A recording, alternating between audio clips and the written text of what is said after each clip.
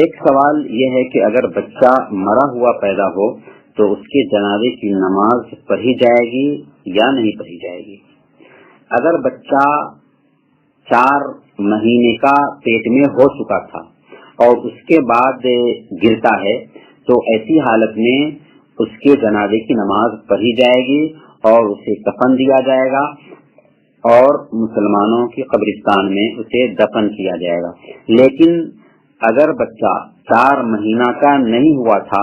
تو چونکہ بچے میں روح 4 مہینے کے بعد ہی پھونکی جاتی ہے، اس بنیاد پر اس کے جنازے کی نماز نہیں پڑھی جائے گی اور نہ ہی اس کو کوئی ضروری ہے کہ مسلمانوں کی قبرستان میں دفن کیا جائے۔ کہیں بھی دفن کیا جا سکتا ہے کفن وغیرہ دے کر کے، اور جنازہ کی نماز پڑھنے کی بھی ضرورت نہیں، کیونکہ بچے کے اندر روح نہیں پھونکی گئی تھی۔ لیکن بچہ اگر 4 مہینہ کا ہو چکا تھا تو اس کے جنازے کی نماز پڑھی جائے گی۔